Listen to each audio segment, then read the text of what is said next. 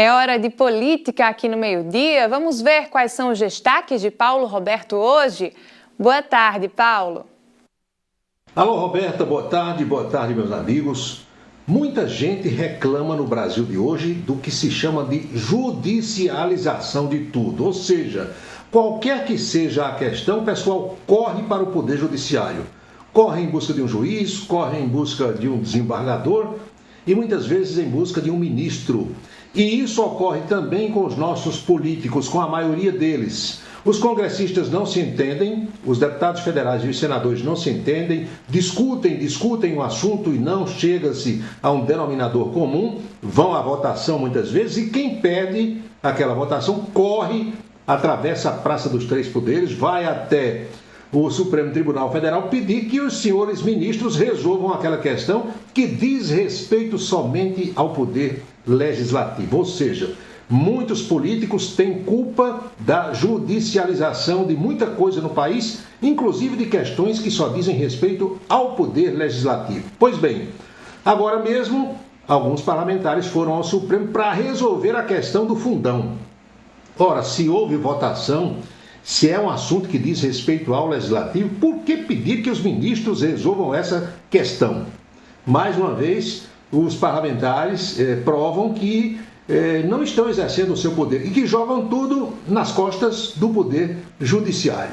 Então depois ficam reclamando de judicialização quando eles próprios não se entendem.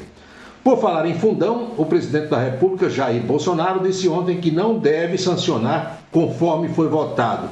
Deve vetar em toto ou parcialmente, aguarda-se então a questão. Mas teve uma outra declaração, Roberta, do presidente da República, que também está dando o que falar.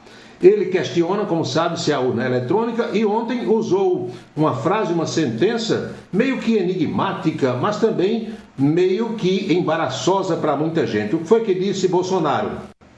Ele disse que aquelas pessoas que perdoaram, entre aspas, e que soltaram Lula, que tiraram o ex-presidente Lula da prisão e que o tornaram elegível, são as mesmas que vão contar os votos da eleição presidencial ano que vem no TSE. Ou seja, uma declaração com alvo certo.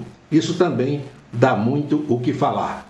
O prefeito de Campina Grande, Bruno Cunha Lima, se reúne logo mais às 3 da tarde com o pessoal dos clubes de futebol de Campina Grande. 13, Pere Lima, Campinense e a presidente da Federação Paraibana de Futebol, Michele Ramalho. Na pauta, a volta dos torcedores aos estádios em Campina Grande. E a perguntazinha desta terça-feira, será que, como quer o deputado federal Rui Carneiro, a oposição estará unida ano que vem? Boa tarde a todos, voltamos a nos encontrar amanhã aqui no meio-dia na Itararé. Até lá.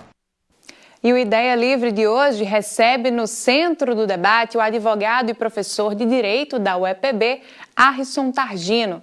Com passagem pelo TRE e vasto histórico de atuações na Justiça Eleitoral, ele bateu um papo sobre reforma eleitoral com os advogados e professores Floriano Brito e Jonábio Barbosa.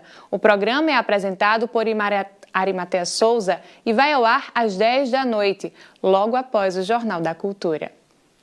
Estamos no mês de conscientização sobre